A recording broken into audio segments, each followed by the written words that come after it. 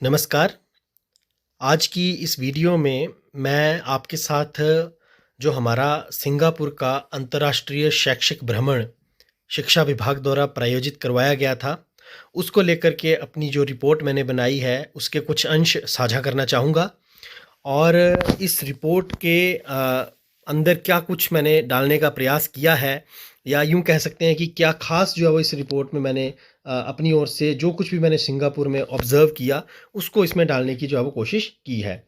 तो सबसे पहले मैं बता दूं कि ये जो प्रेजेंट मैं आपके सामने कर रहा हूँ, ये एक फ्लिप बुक फॉर्मेट है। तो मैंने इसकी पीपीटी बनाई है, उसके बाद उसको पीडीएफ में कन्वर्ट करने के बाद इसको फ्लिप बुक जो है वो बनाया है। और ये डिज़ाइन जो किया गया है सारा का सारा, ये कैनवा जो एक फ्री एंड ओपन सॉफ्टवेयर है, उसके ऊपर जो है वो इसको डिज़ाइन किया है। तो सबसे पहले इस रिपोर्ट की आउटलाइन मैं आपके सामने रखना चाहूँगा। तो इस रिपोर्ट में सबसे पहले तो इंट्रोडक्शन मैंने रखी है, उसके बाद एक brief study Singaporean education system की जो है, जो कि मैंने रिसर्च पेपर्स के माध्यम से और कुछ लिटरेचर रिव्यू जो मैंने किया था सिंगापुर जाने से पहले, उसके माध्यम से जो किया, उसका थोड़ा सा मैंने यहाँ पर डालने की कोशिश की है।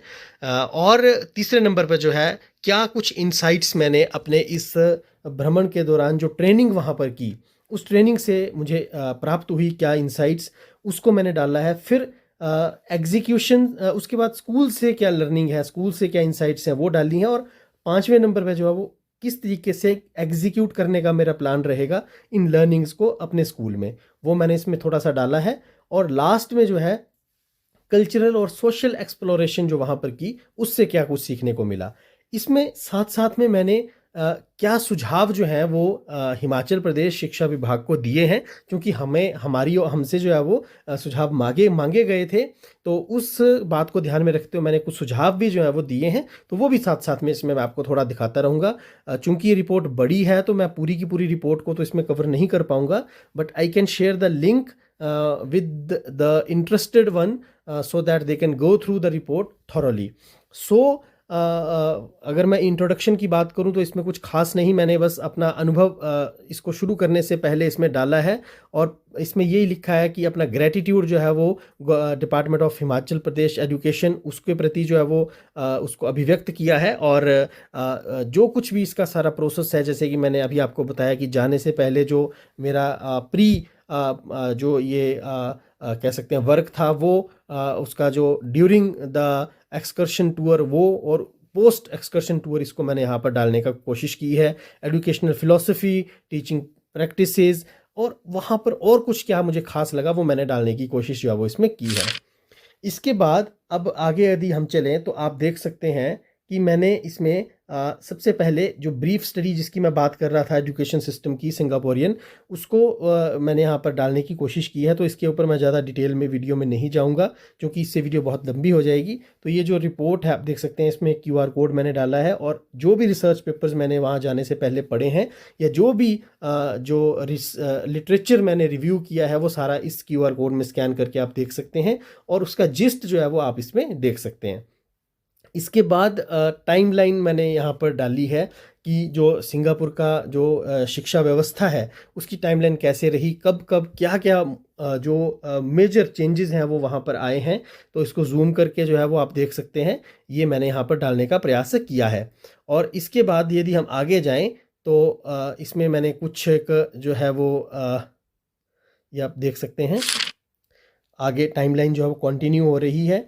और कंटिन्यू होते होते जो है वो आज के प्रेजेंट सिनेरियो की यदि हम बात करें, तो आप देख सकते हैं कि एजुकेशन सिस्टम सिंगापुर में किस तरह का है। पहले 4 से 6 वर्ष के बच्चे को प्री स्कूल में रखा जाता है। उसके बाद 7 से 12 तक का जो बच्चा है वो प्राइमरी स्कूल में आता है। उसके बाद जो है वो सेकेंडरी एजुकेशन वहाँ की स्टार्ट होती है, which starts from 13 and which continues up to 16 to 70 years. और इस तरह से आगे जो है वो ये चलता है। यहाँ महत्वपूर्ण बात यह है कि प्राथमिक स्कूल को छोड़ने से पहले उन बच्चों का जो है वो PSLE, primary school leaving examination होता है। और ये एक बहुत ही रिगरस एग्जामिनेशन है, और इस एग्जामिनेशन को पास करने का जो एक प्रेशर है वो बच्चों पर रहता है, और बच्चे जो है वो इस एग्ज़ाम को पास करने का भरसक प्रयास करते हैं। इस दरमियान जो भी बच्चे जो है वो बेहतरीन परफॉर्मेंस करते हैं, उन बच्चों को जो है वो आगे उस तरीके से ग्रेड में जो है वो डिवाइड किया जाता है, यानी कि उनका बाइफर्केशन जो है वो इस तरह से कर दिया जाता है इस एग्ज़ाम के आधार पर ही।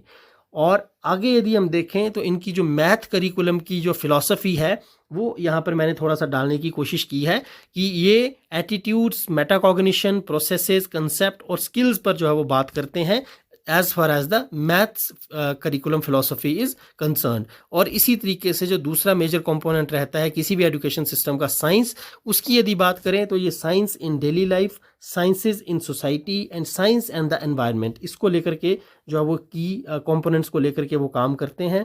और इसमें टीचर को जो है वो as a leader of inquiry और स्टूडेंट को जो है वो एज द इंक्वायरर माना जाता है, यानी स्टूडेंट जो है वो इंक्वायरी करने वाला है और उस इंक्वायरी की प्रोसेस का जो एक लीडर है वो टीचर है। यानी यहाँ इंक्वायरी के ऊपर जो है वो बहुत ज़्यादा, यानी कि किसी चीज़ को समझने में इंक्वायरी मेथड का जो है वो सबसे ज़्यादा बेसिकली साइंस में यहाँ पर ये ज़्यादा जो उसका प्रयोग वो करते हैं।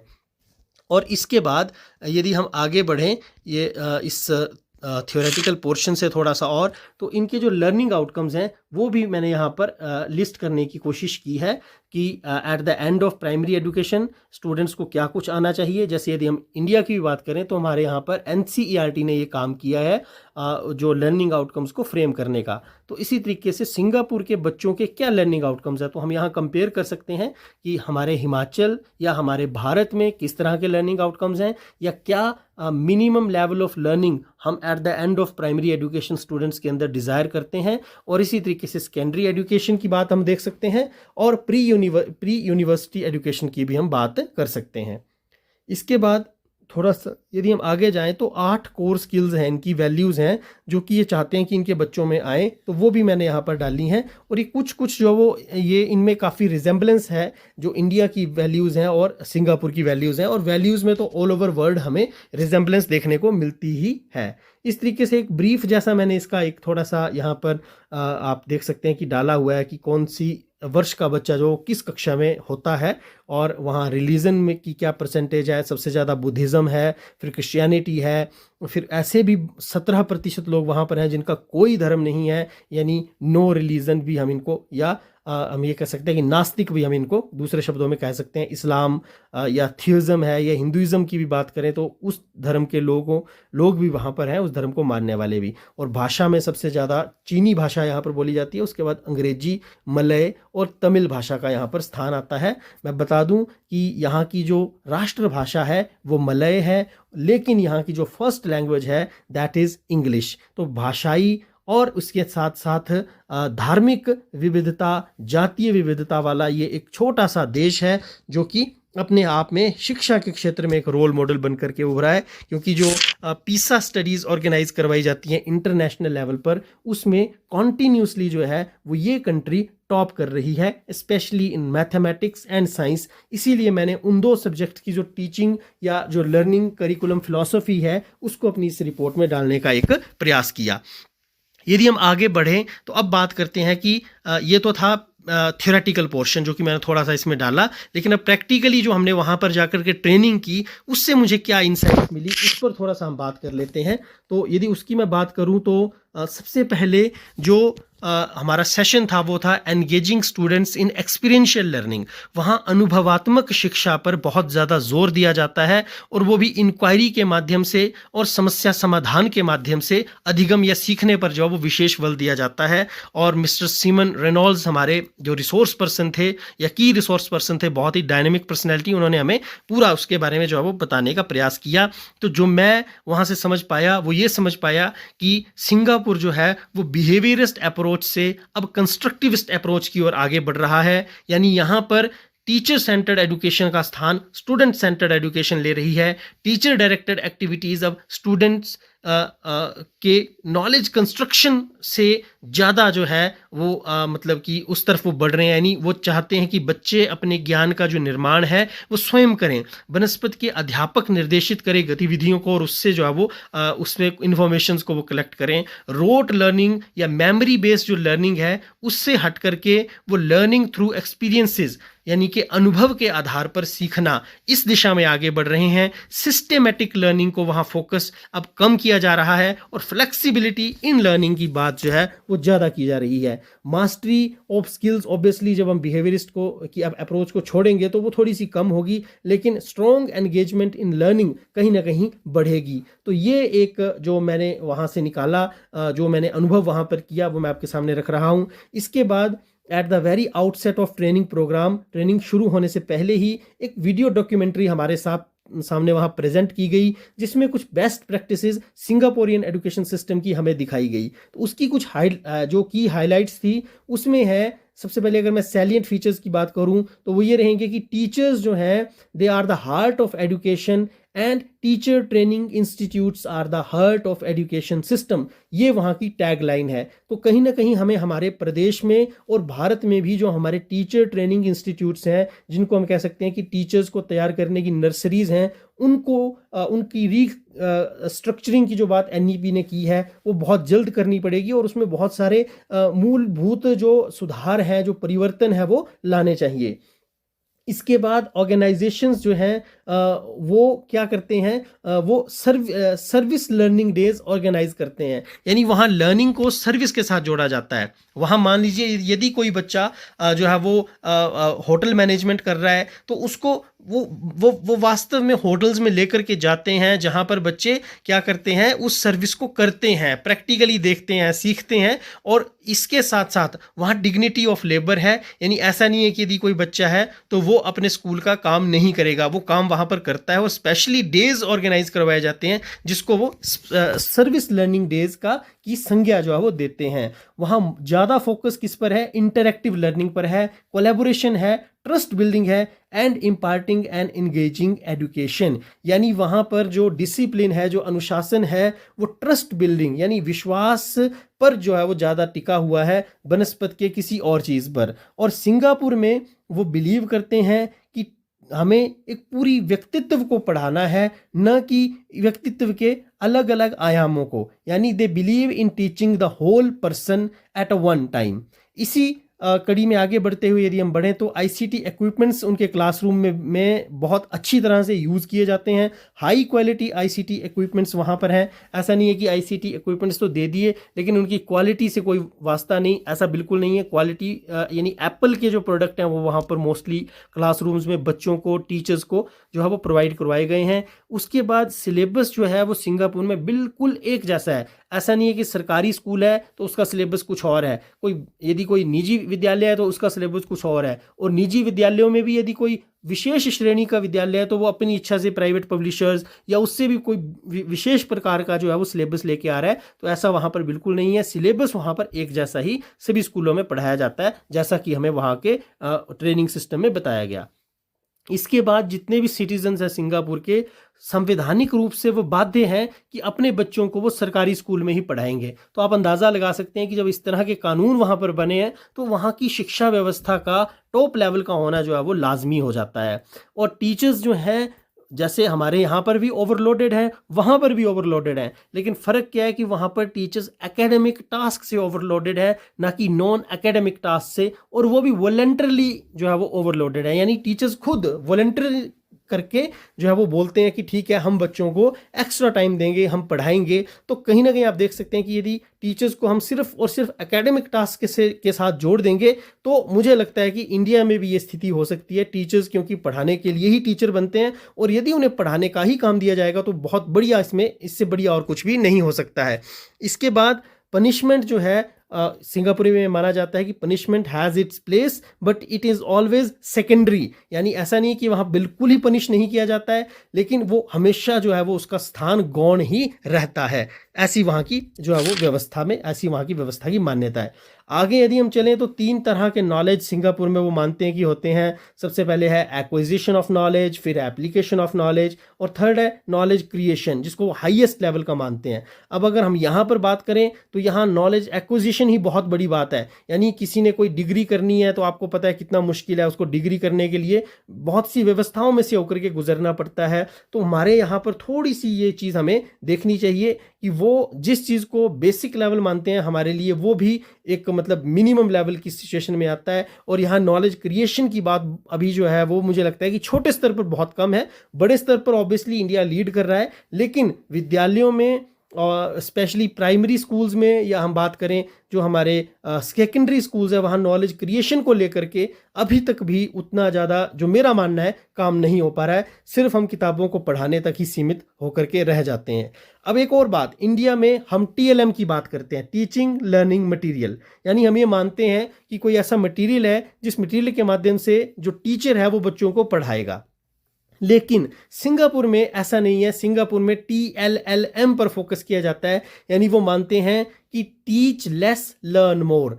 टीचर को कम पढ़ाना है लेकिन बच्चे को ज़्यादा सीखना है। यानी कि वो इस पर विश्वास नहीं करते कि टीचर ही हर चीज़ पढ़ाएगा, टीचर ही हर चीज़ का नोट्स देगा, डिक्टेशन देगा, तब जाकर के बच्चा सीखेगा। ऐसा नहीं है। वो सेल्फ डायरेक्टेड लर्नर बनाना चाहते हैं बच्चे को। इसीलिए ये जो कंसेप्ट है TLLM का, ये मुझे बहुत ज़्यादा अपील किया, तो मैंने इसको अपनी रिपोर्ट में डाला है। इसके बाद cluster resource sharing, which is right now happening in at least in Himachal Pradesh. I don't know exactly about other parts of the country, but in Himachal Pradesh it's happening. But again, this cluster resource sharing should only be at the level of resources, not at the level of promotion and controlling authorities like this. तो ये चीज़ भी हमें ध्यान में रखनी पड़ेगी। Otherwise फिर इसमें क्या है कि जो टीचर्स हैं उनका जो नेचुरली विरोध जो है वो इसमें सामने आ जाता है, और फिर कहीं ना कहीं जो मूल पर्पज़ है रिसोर्स शेयरिंग का वो कहीं ना कहीं डिफीट होता नज़र आ जाता है। तो ये चीज़ इसमें विशेष रूप से हमें थोड़ा सा ध्यान रखनी पड़ेगी। आगे यदि हम चलें तो मुझे वहाँ एक अपॉर्चुनिटी मिली अपनी अप्रोच को शेयर करने की उस ट्रेनिंग के दौरान, तो उसको भी मैंने यहाँ पर डाला है। और फॉर्चुनेटली इस अप्रोच को काफ़ी पसंद भी किया गया वहाँ पर, जो वहाँ के जो रिसोर्स पर्सन थे। तो ये जो बेसिकली अप्रोच है, ये एक लैंग्वेज टीचिंग अप्रोच है जिसको मैं फॉलो करता आ रहा हूँ पिछले लगभग 7 से 8 वर्षों से। तो इसका जो नाम मैंने दिया है वो है स्पाइडर अप्रोच। तो इसके बारे में यदि आप ज़्यादा पढ़ना चाहें तो इसकी स्क्रीनशॉट लेकर के आप समझ सकते हैं, और you can post your comment in the comment box. I'll be more than happy to discuss this approach with you all. So next, people teacher ratio एक बहुत ही इंपॉर्टेंट कंसेप्ट है, और इसमें जो है मैं आपको ये बताना चाहूँगा कि जब वहाँ पर हमारी बात चली हुई थी, ट्रेनिंग चली हुई थी, तो जो हमारी रिसोर्स पर्सन थी मैडम ली लाई यंग, उनको जब इस बात का पता चला कि इन हिमाचल प्रदेश और in India one teacher is teaching more than one subjects, और teaching all the subjects specially in case of primary schools, she was literally shocked. वो हैरान हो गई। उसने कहा कि ऐसा कैसे संभव है कि एक व्यक्ति गणित भी पढ़ा सकता है, इंग्लिश भी पढ़ा सकता है, हिंदी भी पढ़ा सकता है, ड्राइंग भी पढ़ा सकता है, और योगा और फिजिकल साइंस जो एक्टिविटीज़ है वो भी करवा सकता है। तो I think no doubt in India, in Himachal Pradesh, we are trained for multi grade teaching which is good, but still we should be realistic in our approach. तो इसमें मैंने 2 जो एक पॉसिबल सोल्यूशंस है वो देने की कोशिश की है। इसमें पहला सोल्यूशन ये है कि 2 तरह के स्कूल्स हमारे पास हो सकते हैं। ऐसे स्कूल जिनको क्लब किया जा सकता है, जिनका क्लस्टर बनाया जा सकता है। तो वहाँ पर क्या किया जा सकता है कि हम एक मॉडल स्कूल, एक सेंटर स्कूल एस्टैब्लिश करें, और वहाँ पर सब्जेक्ट वाइज टीचर हम दें, भले ही फिर स्ट्रेंथ 50, 60, 70, 80 जैसा कि वहाँ पर है वो कितनी ही क्यों ना हो। और एक एडमिनिस्ट्रेटिव टास्क करने के लिए भी हमारे पास कुछ क्लर्क्स होने चाहिए, या एटलीस्ट एक क्लर्क तो स्टार्टिंग में हमारे पास होना चाहिए। और ये स्कूल जो है वो सर्व करे एटलीस्ट 10 किलोमीटर के रेडियस को, और इसमें ट्रांसपोर्टेशन फैसिलिटी जो है वो गवर्नमेंट के द्वारा इंश्योर की जाए। एक मॉडल तो ये है। दूसरा, हमारे यहाँ हिमाचल में टोपोग्राफी ऐसी है कि हर जगह ये मॉडल कामयाब नहीं होगा। तो ऐसी स्थिति में जो वो स्कूल जो दूर दराज के हैं, फार फ्लंज एरियाज के हैं, वहाँ पर मैंने ये सजेशन देने की कोशिश की है कि एटलीस्ट 3 टीचर्स वहाँ पर दिए जाएं। एक टीचर जो है वो मैथमेटिक्स और साइंस को पढ़ाए, दूसरा टीचर जो है वो हिंदी और कोई एक और जो मिसलिनियस जो एक हमारी हम कह सकते हैं कि एक्टिविटीज़ हैं उसके लिए हो, और एक टीचर जो है वो इंग्लिश और एनवायरमेंटल साइंसेस को ले। तो इस तरीके से भी एक बैलेंस बिठाने की कोशिश की जा सकती है। और प्यूपल टीचर रेशियो में हमें सिर्फ ये नहीं देखना है कि एक टीचर है उसके पास सिर्फ 20-30 बच्चे हैं, नहीं, उसके पास सब्जेक्ट्स कितने हैं, उसके पास क्लासेस कितनी है, ये बहुत ज़्यादा इंपॉर्टेंट हो जाता है। और जब तक हम इस दिशा में अपना ध्यान केंद्रित नहीं करेंगे, तब तक जो क्वालिटी एजुकेशन है, पता नहीं, आई मे बी रोंग, बट वो फिर कहीं ना कहीं थोड़ा सा उसके साथ कॉम्प्रोमाइज हमें देखने को मिलता है। तो ये भी एक चीज़ जो है वो इसमें की जा सकती है। ये मेरा पर्सनल जो है वो इसमें सजेशन है। वहाँ बहुत से नए लर्निंग टूल्स मुझे सीखने को मिले जिनके बारे में मैंने सुना था या शायद सुना नहीं भी था कुछ के बारे में, उनको भी मैंने यहाँ लिस्ट किया है, जो मैं एटलीस्ट अपने स्कूल में अब फॉलो करूँगा। और एज सिंस काफ़ी टाइम हो गया है सिंगापुर से आए हुए जब मैं ये वीडियो बना रहा हूँ, तो I am already using these tools in my classroom and they are giving good result, बहुत अच्छा रिजल्ट उनका आ रहा है। तो सबसे पहला टूल जो मैंने सीखा वो था KWL टूल। इसमें क्या किया जाता है, किसी भी लेसन को पढ़ाने से पहले बड़ा सिंपल है। आप सबसे पहले बच्चे से 3 क्वेश्चंस पूछेंगे और उसकी लिस्ट बना लेंगे। सबसे पहले मैं क्या जानता हूँ किसी भी टॉपिक के बारे में। एग्जाम्पल के लिए मान लीजिए आप प्यासा कौवा सिखा रहे हैं, तो आप पहले बच्चे से पूछ लीजिए बच्चा क्या जानता है। बच्चा कौवे को देखा है, उसका रंग के बारे में जानता है, उसकी आवाज़ जानता है, वो ये जानता है कि वो उड़ता है, वो खाना खाता है, उसको पानी पीना होता है।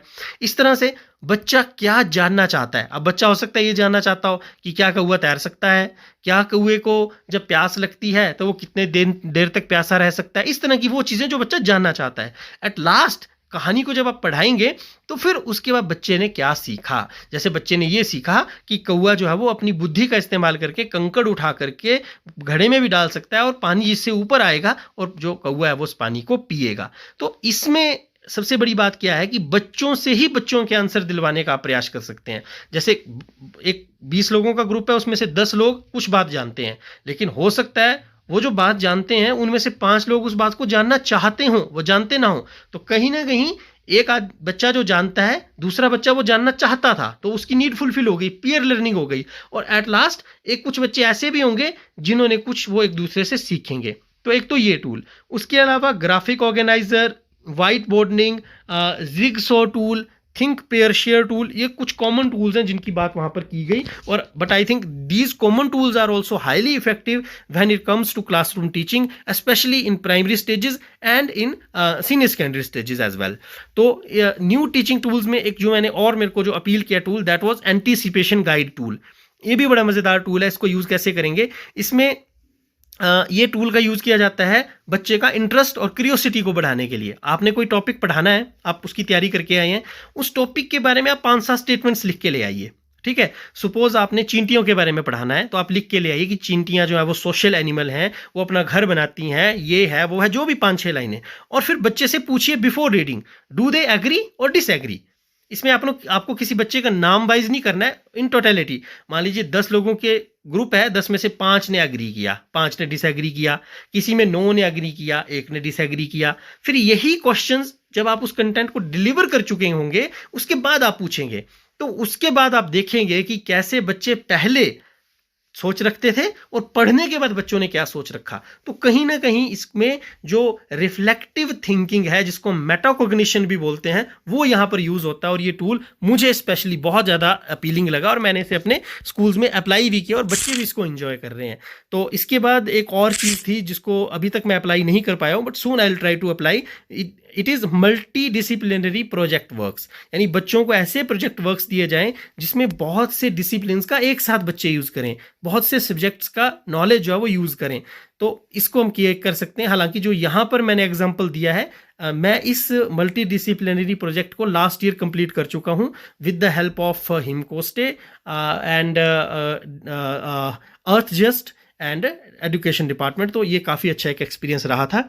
इसके बाद जब टीचर्स के साथ मैंने वहाँ डिस्कस किया स्कूल विजिट के दौरान, या वहाँ के ट्रेनिंग सेशन में जो आरपीज थे उनसे जब डिस्कस किया, तो उन्होंने ऐसी 6 रीडिंग्स बताई जो वहाँ के टीचर्स के लिए मस्ट हैं, या वहाँ के टीचर्स जो पढ़ते हैं। तो हम जानते हैं कि अध्यापक वो दीपक है जो स्वयं जलकर दूसरों को प्रकाश देता है। अब जलने का यहाँ अभिप्राय पढ़ने से है, जितना वो पढ़ेगा उतना पढ़ा पाएगा। तो मेरा इंटरेस्ट इस बात को जानने में था कि आखिर वहाँ के टीचर पढ़ते क्या हैं, वो किस बुक्स को फॉलो करते हैं। तो मैंने एक लिस्ट जो वहाँ से उठाई वो मैं आपके साथ शेयर कर रहा हूँ।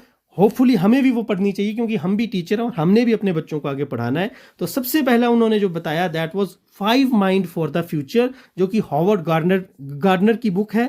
उसके बाद नेक्स्ट जो है वो 7 habits of highly effective people, Stephen Covey की बुक है।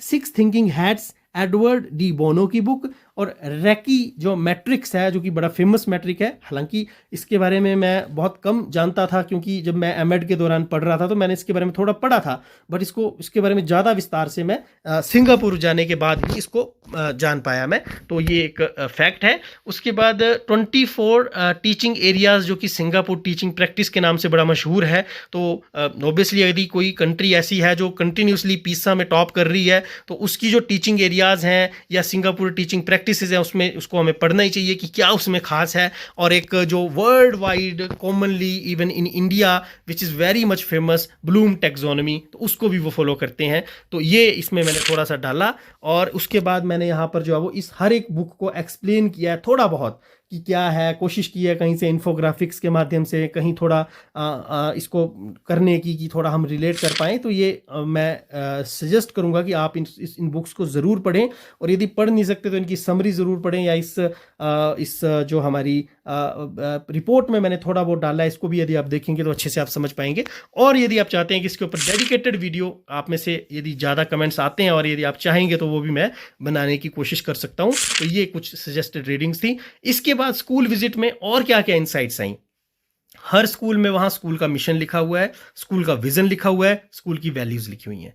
अब इंडिया में प्राइमरी स्कूल्स में एटलीस्ट इन हिमाचल प्रदेश बहुत कम स्कूल्स में ऐसा है जितना मैं जानता हूं, बट मैंने वहां ये सीखा और मैं अपने स्कूल में इसको इमीडिएटली लागू करूंगा since the construction of my school building is going on. तो जैसे ही मेरी स्कूल बिल्डिंग बनेगी, मैं मेरी ये सबसे पहली प्रायोरिटी है कि मैं इस चीज़ को इनकॉर्पोरेट करूं अपने स्कूल में।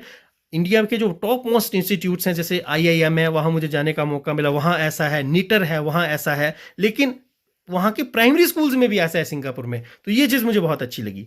इसके बाद है इंग्लिश को, भाषा को जो है वो संप्रेषण का माध्यम बनाना। इसको लेकर के मैंने जब वहाँ पर बात की, इनफैक्ट मैंने बात नहीं की, वहाँ खुद ही बात चली, तो वहाँ के जो प्रिंसिपल थे, principal of Saint Joseph senior junior school Singapore, उन्होंने क्या बोला कि mother tongue for us is just like roots, it is essential to be rooted with history and values which can be taught with mother tongue only. And dilemma between teachers and parents is that we have lost our second language. तो Singapore में हिमाचल की ही भांति आज से कुछ वर्षों पहले उनके सामने भी ये स्थिति थी कि वो अंग्रेजी को नेचुरली बढ़ावा देना चाहते थे, इंटरनेशनल लैंग्वेज है, हम भी देना चाहते हैं। तो उन्होंने भी क्या किया, उसको मीडियम ऑफ इंस्ट्रक्शन बना दिया। अब उसके दो परिणाम निकले, पॉजिटिव भी है और एक नेगेटिव भी है। पॉजिटिव ये निकला कि आज वहाँ के बच्चे इंग्लिश में अच्छे बोल रहे हैं, बढ़िया चलिए इंग्लिश। और नेगेटिव वहाँ पर ये है कि वहाँ के पेरेंट्स भी इंग्लिश के अलावा अपनी जो स्थानीय माँ बोली है उसमें बच्चों से बात करने में झिझकते हैं। आप अपना ही उदाहरण ले लीजिए, हम बच्चों के साथ हिंदी में ज़्यादा बात करना प्रेफर करते हैं बनस्पत के अपनी आंचलिक बोली में।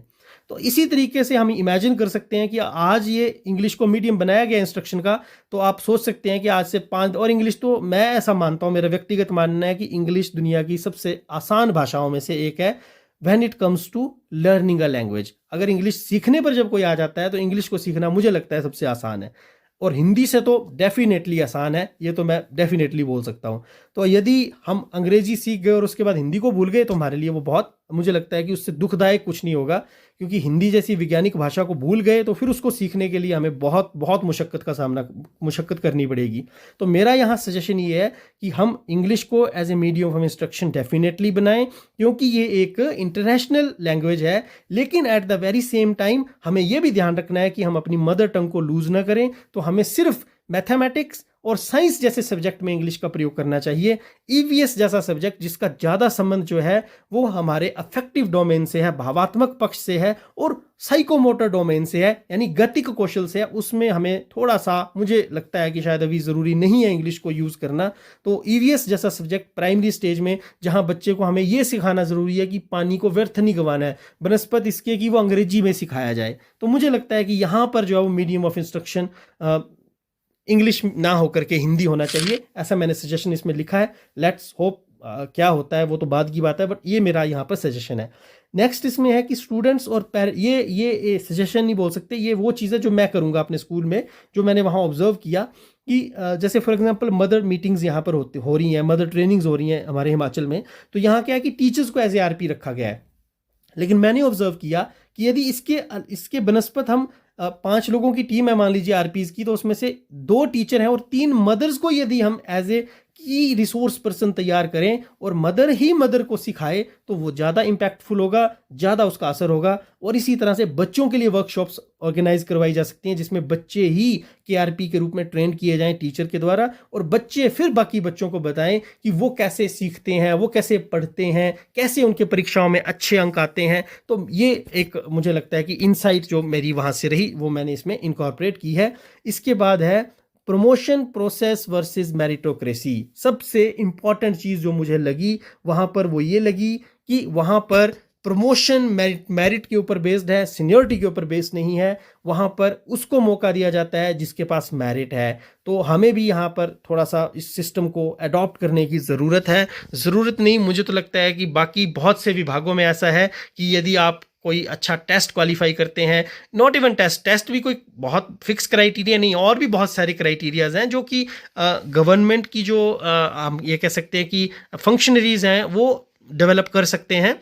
तो उस हिसाब से मुझे लगता है कि जो प्रमोशन है वो होनी चाहिए। और इसमें वहाँ पर प्रमोशन में खास बात ये है कि वहाँ ऐसा नहीं है कि यदि कोई टीचर है तो उसकी टीचिंग लाइन में प्रमोशन होगी, नहीं। शिक्षा विभाग से जुड़ा हर कार्य शिक्षक ही करते हैं। शिक्षकों से ही एडमिनिस्ट्रेशन में प्रमोशन होती है, शिक्षकों से ही जो है वो वहाँ पर एक को एडमिनिस्ट्रेटिव हेड बना दिया जाएगा। उसी टीचर्स में से जो है वो टीचिंग और लर्निंग हेड होंगे, टीचर्स में से ही सब्जेक्ट मैटर एक्सपर्ट होंगे, उसी से करिकुलम और सिलेबस डेवलपमेंट के लिए एक्सपर्ट तैयार होंगे, उसी से जो है वो ट्रेनिंग और डेवलपमेंट के लिए जो है वो प्रमोशंस जो है वो होंगी। तो इस तरह से यदि हम करें तो मुझे लगता है कि ये एक मेरा हम्बल जो सजेशन है या रिक्वेस्ट है वो रहेगी, यदि इस तरीके से हम कर पाए हैं अपने हिमाचल प्रदेश में तो। और टीचर यूनियंस को लेकर के भी मैंने वहाँ जब इंक्वायरी की बात की तो मुझे पता चला कि in Singapore also Singapore teacher union exist, STU जिसका नाम है। और वहाँ जो सबसे अच्छी बात मुझे लगी वो ये लगी कि वहाँ पर जो टीचर यूनियंस हैं वो उनके एजेंडा में जो ट्रांसफ़र है, जो पे एनोमलीज हैं, इस तरह के कोई भी मुद्दे नहीं हैं, क्योंकि वहाँ इस तरह के कार्य, इस तरह की परिस्थितियाँ ही पैदा नहीं होती हैं। गवर्नमेंट अपने लेवल पर ही इन सब चीज़ों को इतना एफिशिएंटली करती है कि ना तो किसी तरह की कोई पे एनोमलीज होती हैं, ना ही वहाँ पर जो है वो किसी तरह के कोई जो ट्रांसफ़र के रिलेटेड कोई प्रॉब्लम जो है वो होती हैं। तो ये चीज़ यदि हो सके तो मुझे लगता है कि इससे अच्छा और कुछ नहीं हो सकता। वहाँ की यूनियंस का जो मुख्य काम है वो है कि टीचर्स के जो इश्यूज़ हैं उनको एड्रेस करना, कंस्ट्रक्टिव फीडबैक देना, करिकुलम को लेकर, सिलेबस को लेकर, टेक्स्ट बुक को लेकर और टीचिंग पैडागोगीज़ को लेकर। और इसके साथ साथ रिप्रेजेंट करना किसी टीचर के पर्टिकुलर केस को मिनिस्ट्री ऑफ एजुकेशन के साथ, अगर उसके साथ उसको लगता है कि कुछ गलत हुआ है तो। और अगर हम सिंगापुरियन एजुकेशन सिस्टम के कुछ सैलिएंट फीचर्स को वंस अगेन जो है वो एक सम अप करने की कोशिश करें तो इसमें मैं ये कहना चाहूँगा कि वहाँ के जो क्लास रूम्स हैं वो वेल ऑर्गेनाइज्ड हैं। वहाँ एक डेडिकेटेड लाइब्रेरीज़ हैं जहाँ वास्ट कलेक्शन ऑफ बुक्स है, इंडोर आउटडोर गेम फैसिलिटी।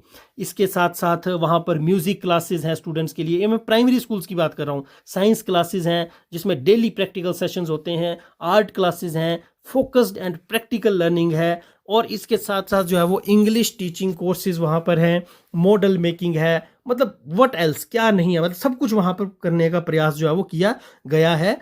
और इसके साथ साथ जो पेरेंटल इन्वॉल्वमेंट की अगर मैं बात करूं तो मैं थोड़ा सा जल्दी भी कर रहा हूं क्योंकि वीडियो ऑलरेडी जो है वो हाफ एन आवर क्रॉस कर चुकी है, तो आई डोंट थिंक सो और कितना लंबी ये जाएगी, तो मैं इसको थोड़ा फास्ट कर रहा हूं। तो पेरेंटल इन्वॉल्वमेंट जो है वो सिंगापुर में यदि हम बात करें तो वो भी बहुत हिमाचल या इंडिया की तरह ही है।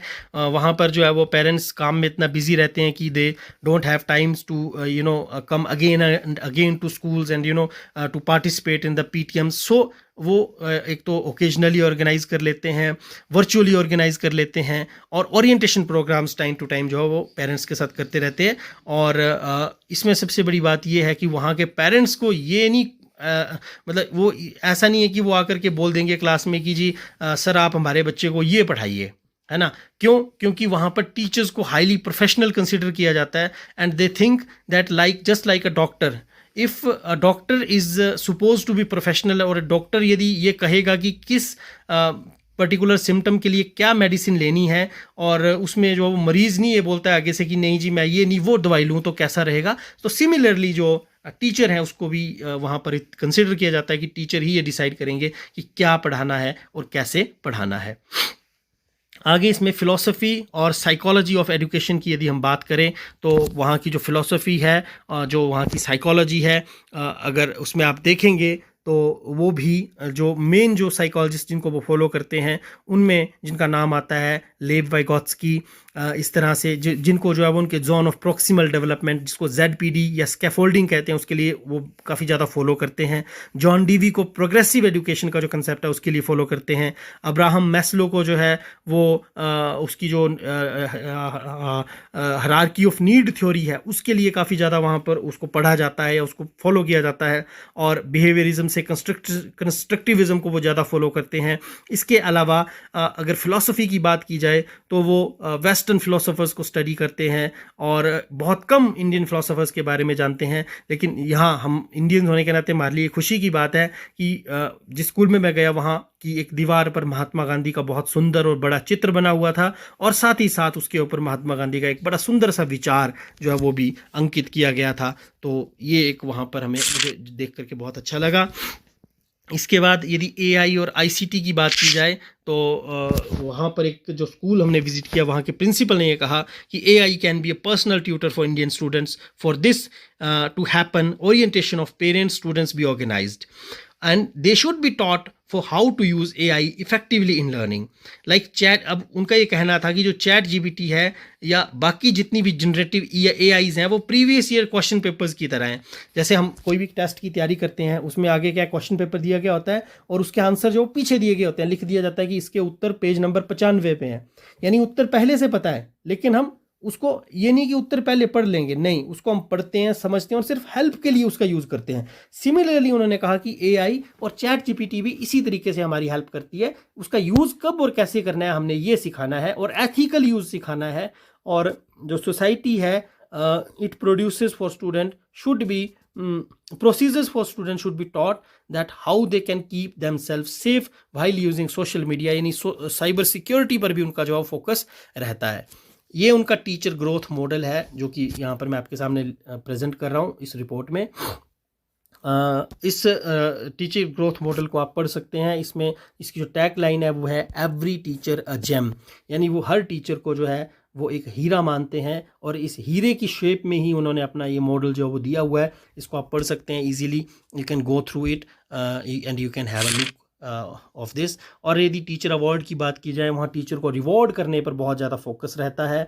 वहाँ सबसे बड़ी बात है कि टीचर को वहाँ के पीयर्स यानी टीचर के जो को फेलोज़ हैं, को टीचर्स हैं, वो भी नॉमिनेट कर सकते हैं। और सबसे बड़ी बात स्टूडेंट्स भी टीचर्स को अवार्ड्स के लिए नॉमिनेट करते हैं। तो इस तरह का कुछ प्रोसेस हमारे इंडिया में या हिमाचल में भी शुरू किया जा सकता है। और इंटरनेशनल अवार्ड्स की यदि बात करें हम तो इसमें उनका जो सबसे मेन फोकस है वो रहता है कि हम अपने टीचर्स को इंटरनेशनल एक्सपोजर पर भेजें। Like in Himachal Pradesh we can see that our government took this historic initiative and manage to send more than 60 teachers overseas and have quality international level exposure। तो इसी तरीके से जैसे एक Fulbright teacher exchange programme है जो कि US government के द्वारा या US एजेंसीज के द्वारा ऑर्गेनाइज करवाया जाता है, तो वहाँ के जो टीचर्स हैं उसको इसके लिए भी जो प्रेरित किया जाता है। उनकी जो ऑफिशियल वेबसाइट है उसमें जो है वो इसका जिक्र रहता है, तो ये उसके लिए भी जो है वो तैयार करते हैं। तो आई थिंक इंडिया को भी इस तरीके के प्रोग्राम्स में अपने टीचर्स को भेजना चाहिए। जैसे नेशनल अवार्ड के लिए प्रेरित किया जाता है उसको फिलअप करने के लिए, उसके लिए अप्लाई करने के लिए, तो यहाँ भी अप्लाई करना चाहिए। और यदि कोई टीचर इसमें सेलेक्ट होता है, आई थिंक यदि नहीं, वहाँ टीचर्स को उसमें सिलेक्ट करवाने के लिए ट्रेन भी करना चाहिए। और जब टीचर सिलेक्ट हो जाएगा तो उसको फैसिलिटेट करना चाहिए, वहाँ भेजना चाहिए, और वहाँ से जो सीख कर आएगा उसका निचोड़ लेकर के उसका फ़ायदा अपनी स्टेट के लिए, अपने कंट्री के लिए जो है वो लेना चाहिए। अब इसमें बड़ी बात ये है कि कुछ जनरल ऑब्जर्वेशंस की अगर मैं बात करूं तो वहाँ भी हिमाचल की ही तरह केजी जो है वो सेपरेट है। जैसे यहाँ आंगनबाड़ियाँ सेपरेट हैं, वहाँ केजी सेपरेट मिनिस्ट्री है, लेकिन वहाँ इंटरेक्शन बहुत है among ministry of education and ministry of kindergarten के बीच में। और सिंगापुर में जो है वो ज़्यादा फोकस अब ICT इंटीग्रेटेड टीचिंग पर है rather than on traditional teaching, but still choice is up to the teacher, क्योंकि टीचर ही अल्टीमेटली जिसने कि रिजल्ट देना है और किसी ने नहीं देना है। तो ये टीचर के ऊपर डिपेंड करता है कि वो क्या करना चाहता है, कौन से मेथड के साथ जो बच्चों को पढ़ाना चाहता है। अब सिंगापुर में क्या है कि despite being a cleanest city, still emphasis they emphasize a lot on cleanliness and teaches us that success is a journey not destination। यानी इतनी क्लीन कंट्री होने के बावजूद भी वो स्वच्छता को लेकर के रोज पाठ पढ़ाते हैं बच्चों को। स्वच्छता पखवाड़े जैसे हम मनाते हैं वैसे ही वो भी मनाते हैं। तो कहने का मेरा मतलब ये है कि उनकी ये जो अप्रोच है वो हमें दर्शाती है कि जो सफलता है वो एक यात्रा है, ना कि एक पड़ाव है या एक मंजिल है। तो अगर वो इतना कर सकते हैं तो हमें अभी कितना करने की ज़रूरत है, इस पर थोड़ा सा मैं ध्यान लाना चाह रहा था। और एक चीज़ बात है, वहाँ एक बड़ी फेमस लाइन है कि Singapore is a fine city. अब ये इसीलिए कहा जाता है कि भाई वहाँ पर फ़ाइन बहुत है, हर चीज़ के लिए फ़ाइन है, हर चीज़ के लिए फ़ाइन है। लेकिन वही है, भारत में कहा जाता है ना कि जाकी रही भावना जैसी, प्रभु मूरत देखी तिन तैसी। तो उसी तरीके से जो फाइन वर्ड है, आई थिंक इसका मैंने एक्रोनिम बनाया है और मैं I think it stands for framing proper policies of education, implementation of those policies, properly nurturing innovative teachers and evaluation system। evaluation system से मेरा मतलब है कि जो पॉलिसी बनी है वो प्रॉपरली इवेलुएट हो, उसकी एनफोर्समेंट हो, उसको रिस्पॉन्सिबल बनाया जाए, किसी को उसके लिए अकाउंटेबल बनाया जाए। तो ये जो फाइन वर्ड है, आई थिंक यही जो फाइन है वो कहीं ना कहीं उनकी सामाजिक समरसता, जो सोशल ऑर्डर है उसको बनाए रखने में और उनको एडुकेशनली ऑन टॉप ऑफ वर्ल्ड पहुंचाने में जो फाइन वर्ड है वो सबसे ज़्यादा ज़रूरी है। तो I think every country should be a fine country, every city of the world should be a fine city and even Himachal Pradesh should be a fine state. Next है पॉजिटिव चीज़ों की यदि हम बात करें हिमाचल प्रदेश में, तो हमारे यहाँ है कि विद्यादान को हम महादान मानते हैं। यहाँ हम बच्चों को सिखाते हैं कि आपको जो आता है वो आप अपने बच्चों को भी, अपने फ्रेंड्स को भी सिखाओ। लेकिन सिंगापुर में PSLE, जिसका मैंने शुरू में जिक्र किया था, इतना ज़्यादा स्ट्रेस है बच्चों में, इतना ज़्यादा कॉम्पिटिशन है कि that they do not want to help others, they do not want to share their learning with others due to heavy competition। और इसको हम कट थ्रोट कंपटीशन की संज्ञा भी दे सकते हैं। अब सिंगापुर कैसे डिफरेंट है? सिंगापुर में जो इंग्लिश है वो इंडिया स्पेशली, सॉरी, इंडिया से कैसे डिफरेंट है? इंडिया में जो है वो इंग्लिश को टेक्स्ट बुक से पढ़ाया जाता है, लेकिन वहाँ पर no text book for teaching English. Text book वो मानते हैं कि इंग्लिश पढ़ाने के लिए टेक्स्ट बुक की जरूरत नहीं है। वो न्यूज़पेपर, एक स्कूल है जिसका जिक्र वहाँ किया गया, वो सिर्फ न्यूज़पेपर और मैगजीन से इंग्लिश पढ़ाता है। एक स्कूल है वो सिर्फ कॉमिक्स को यूज़ करके इंग्लिश पढ़ाता है। एक स्कूल है वो ऑडियो विजुअल एड्स के माध्यम से इंग्लिश पढ़ाता है। तो वहाँ अप्रोच डिफरेंट है। वहाँ पर मतलब ये है कि जो लक्ष्य है उस पर पहुँचना जो है वो मायने रखता है। ये नहीं है कि आपने सिर्फ एक टेक्स्ट बुक को के सहारे चलते हुए ही लक्ष्य तक पहुंचना है, ऐसा नहीं है। इन हिमाचल प्रदेश we say that what should a teacher teach and sometime also say that how should a teacher teach। तो पेरेंट्स जो है हिमाचल प्रदेश में क्या है कि ये अक्सर होता है कि नहीं जी मेरे बच्चों को ऐसे नहीं पढ़ाइए, ऐसे पढ़ाइए। स्पेशली प्री प्राइमरी की अगर बात की जाए तो अगर उनको, क्योंकि हमारी जो पॉलिसी है वो बोलती है कि आपने शुरू का ये जो 1 साल है उसमें रिटन वर्क बिल्कुल नहीं कराना है, बच्चे के मसल्स डेवलप करवाने हैं। तो पेरेंट्स तो ये कहते हैं कि नहीं जी ठीक है, आप मसल्स डेवलप करवाने के चक्कर में होमवर्क तो दे नहीं रहे, बच्चे को लिखना तो कुछ आ नहीं रहा। लेकिन जितना एकदम से बच्चा लिखना शुरू कर देगा तो उसकी लिखाई कभी अच्छी नहीं बन पाएगी। तो सिंगापुर में जैसे कि मैंने पहले कहा इसका उलट है, वहाँ टीचर्स को हाईली प्रोफेशनल माना जाता है और ये माना जाता है कि टीचर्स जो करते हैं, जो बोलते हैं वही बेस्ट है। तो ये एक वहाँ पर डिफरेंस है। और सिंगापुर में कहा भी जाता है कि it's okay to be different because every school in Singapore is different in its approach for education. अब बारी आती है ऐसी कौन कौन सी चीज़ें हैं जो मैंने वहाँ से सीखी हैं और जिनको मैं अपने विद्यालय में करने का प्रयास करूँगा। तो इसमें जो सबसे पहले है वो मैं ये बताना चाहूँगा कि मैं पहले से क्या कुछ कर रहा हूँ। जैसे हम जो है वो बाल संसद का आयोजन करते हैं। बाल संसद में बच्चों को विभिन्न प्रकार के दायित्व देते हैं, यानी उनको हम उनको लीडरशिप क्वालिटीज़ उनमें डेवलप करते हैं। लेकिन सिंगापुर में मुझे ये बहुत अच्छी बात सीखने को मिली कि they build students as serving leaders. एक नेता में और एक सेवक नेता में मुझे लगता है सेवक नेता होना ज़्यादा बेस्ट है। तो ये मैं कोशिश करूँगा इस कंसेप्ट को अपने स्कूल में जो है वो इम्प्लीमेंट करने की। उसके बाद ICT इंटीग्रेशन की यदि बात की जाए तो वहाँ पर जो स्टूडेंट्स हैं उनके लिए ई कंटेंट जो है वो मैं पहले ही बना रहा हूँ, ये मैं कर रहा हूँ। और उसके बाद school magazine, I am already making school calendar, जो कि मैं हर साल बनाता हूँ, वो हम बना रहे हैं। Reading and reviewing with the library books, ये मैं कर रहा हूँ। लाइब्रेरी बुक्स मैं बच्चों को देता हूँ, जिसमें बच्चे उसको पढ़ते हैं, रिव्यू उसके लिखते हैं। तो ये चीज़ें हैं। हाउस सिस्टम स्कूल्स में फंक्शन कर रहा है, जैसा कि वहाँ पर है। और इसके अलावा जो मैंने करना है, दूसरे नंबर, पहला तो मैं बता चुका, दूसरा है कि पर्सनैलिटी डेवलपमेंट पीरियड्स का ऑर्गेनाइज करेंगे बच्चों के लिए, स्पेशली इंग्लिश में कम्युनिकेट करते समय। इंग्लिश में कम्युनिकेशन पर फोकस किया जाएगा। और I will organise some character days, जैसा कि सिंगापुर में किया जाता है, इंडिया में भी करेंगे। कि सपोज आज का दिन महात्मा गांधी जी को समर्पित है, तो उनके जीवन से जुड़े हुए काम किए जाएंगे या उसको हाईलाइट करने का प्रयास किया जाएगा। फिर लाइब्रेरी को लेकर के different programmes throughout the year करने की कोशिश करूंगा। और ऑर्गेनाइज करेंगे मैथ ट्रेल्स को। ये बड़ी अच्छी वहाँ की एक्टिविटी लगी। तो मेरी कोशिश रहेगी कि मैं एक एजुकेशनल पार्क अपने स्कूल में बनाऊं। जैसे कि मैंने कहा कि मेरी स्कूल बिल्डिंग जो है वो इज़ इन मेकिंग, तो मेरा प्रयास रहेगा कि मैं वहाँ कुछ इस तरह का कर पाऊँ। और वहाँ पर जो है competition for promotion of mother tongue, मातृभाषा को बचाना, उसका संरक्षण संवर्धन भी हमारा दायित्व है, अंग्रेज़ी को सिखाने के साथ साथ। तो उसके लिए भी कुछ कंपटीशंस बच्चों के साथ किए जाएंगे।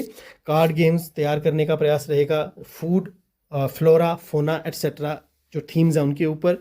और each house will be given a personality of diverse areas, and activity will be carried out on those personalities, which will be carried out house wise at the end of the month. तो पूरे महीने भर के लिए कोई एक personality दे दी जाएगी, और जो हाउस होगा उनको उस पर्सनैलिटी के ऊपर ही जो है वो at the end of the month bag free day पर जो उनके लिए कंपटीशन आयोजित करने का प्रयास किया जाएगा। And will use all teaching tools learned in the training in my teaching. तो वहाँ की ट्रेनिंग में जो भी लर्निंग टूल्स मैंने सीखे हैं या उनके बारे में जानकारी हासिल की है, उनको प्रैक्टिकली मैं यूज़ करूँगा अपने क्लासरूम्स में। और जो काम के होंगे उनका यूज़ कंटिन्यू रखूँगा। जो मुझे लगेंगे कि हमारी परिस्थितियों में फिट नहीं है, बेस्ट नहीं है, उनको छोड़ा भी जा सकता है। एक और चीज़ जो मैंने वहाँ सीखी वो है रिफ्लेक्टिव जर्नल्स। तो मैं कोशिश करूँगा कि जो मेरे स्कूल के ब्राइट स्टूडेंट्स हैं, क्लास के ब्राइट स्टूडेंट्स हैं, उनके साथ ही एक्टिविटी करूँ, क्योंकि ये जो मेटाकॉग्निशन लेवल की एक्टिविटी है थोड़ी सी हाई ऑर्डर थिंकिंग स्किल्स में आती है। तो रिफ्लेक्टिव जर्नल्स लिखने का प्रयास करेंगे। हालांकि इसके बारे में अपनी जो हमारी जो जितना भी हम कहते हैं ना कॉन्टीन्यूस प्रोफेशनल डेवलपमेंट के जो डिफरेंट कोर्सेज हैं उसमें हम पढ़ते हैं, बट कभी मैंने इसको प्रैक्टिस नहीं किया है। तो मैंने ये पाया कि सिंगापुर में ये चीज़ करवाई जाती है, तो मैं कोशिश करूँगा कि ये अपने स्कूल में भी करवाऊँ। District of the month, Singapore में क्या किया जाता है, एक महीने में किसी एक पर्टिकुलर कंट्री को डेडिकेट कर दिया जाता है, और वो महीना पूरा का पूरा उस कंट्री के बारे में ही बच्चे सीखते हैं, उसका खान पान, रहन सहन, पहनावा, संस्कृति, भाषा, और उसके धीरे धीरे जो है वो मतलब बहुत सी कंट्रीज़ का ज्ञान हो जाता है। तो मैंने ये डिसाइड किया है कि मैं यही चीज़ सेम डिस्ट्रिक्ट के साथ करूँगा। हर महीने एक डिस्ट्रिक्ट बच्चे को दी जाएगी। और हालांकि ये एक्टिविटी अभी तक मैंने शुरू नहीं की है, बट बहुत जल्दी मैं इसको जो है वो शुरू करूँगा। और 12 महीनों में यदि 12 डिस्ट्रिक्ट हमारे हिमाचल के कवर हो जाते हैं, तो मुझे लगता है कि बच्चा जो है वो इस प्राइमरी क्लासेस में ही अपने प्रदेश को एटलीस्ट जान पाएगा अच्छे से। आगे बढ़ते हैं। और अब ये मुझे लगता है we are at the second last slide. तो लास्टली कुछ इंसाइट्स वहाँ की कल्चरल और सोशल एक्सप्लोरेशन से भी मुझे मिली हैं। वो है कि Singapore is the cleanest country, no police requirement on road, no slum, no beggars, no stray animals, technologically advanced country, humbleness in people, corruption free country, utilize natural resources, discipline in letter and spirit, eco-friendly country and cultural and social harmony।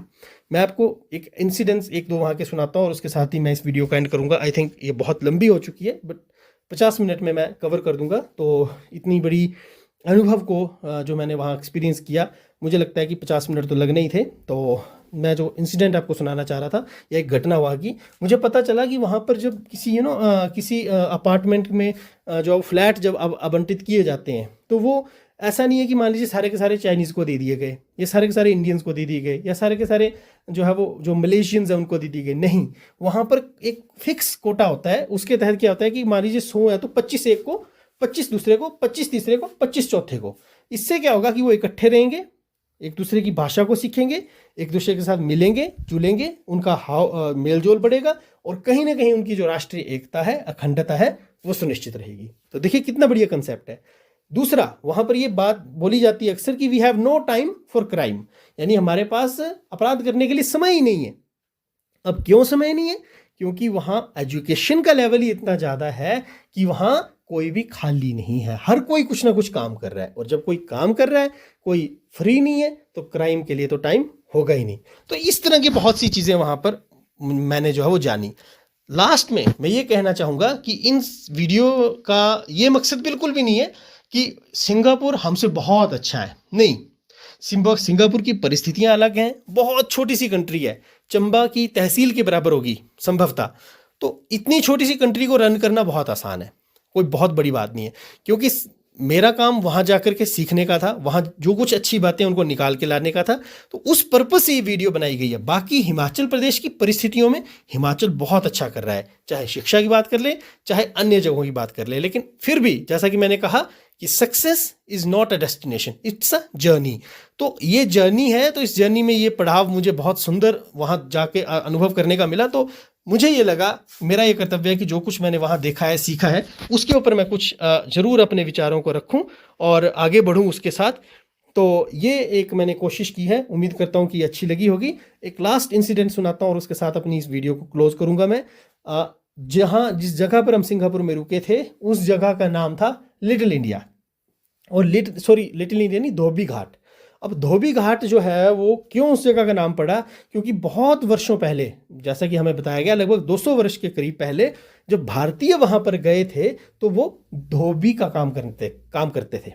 ठीक है, अब वहां पर there are no more manual dhobi ghats. ठीक है, laundry व्यवस्था है उनके पास, लेकिन नाम हिस्टोरिकल रेलेवेंस से आज भी उस जगह का धोबी घाट है। तो आप सोचिए, उस समय जो भारतीय गए वो क्या काम करने गए, लेकिन भारतीयों ने जो वहां पर जाकर के तरक्की की, उस देश की उन्नति में योगदान दिया। आज वहां के टॉप मोस्ट जो इन्फ्लुएंशियल लोग हैं, उनमें भारतीयों का दबदबा है। एक एग्जांपल देना चाहूंगा, वहां के जो इस समय के राष्ट्रपति हैं वो भारतीय हैं। तो आप सोच सकते हैं, भारतीय मूल के सिंगापुरियन नागरिक हैं। तो आप सोच सकते हैं कि आज हम वहां पर कुछ सीखने गए हैं, तो वो दिन भी दूर नहीं है कि सिंगापुर से भी लोग हमसे सीखने आएंगे हिमाचल प्रदेश में, यहाँ आकर के बहुत कुछ सीखेंगे। और मुझे लगता है यहाँ तो बहुत कुछ सीखने को है, लेकिन चूंकि इस वीडियो का उद्देश्य जो था वो ये था, ये बताना था कि वहाँ से हम क्या कुछ सीख सकते हैं, तो उस परिप्रेक्ष्य में ये वीडियो बनाया गया है। और मुझे लगता है कि आपको ये वीडियो अच्छा लगेगा ज़रूर। और यदि कोई भी आपका सजेशन हो तो all your suggestions are most welcome. तो अंत में मैं यही कहना चाहूँगा कि education is the foundation upon which we build our future. और सिंगापुर में भी ये कहावत है कि defence is for future, defence is for today and education is for future. Thank you so much. कैसी लगी आपको ये वीडियो ज़रूर बताइएगा। धन्यवाद, नमस्कार, जय हिंद।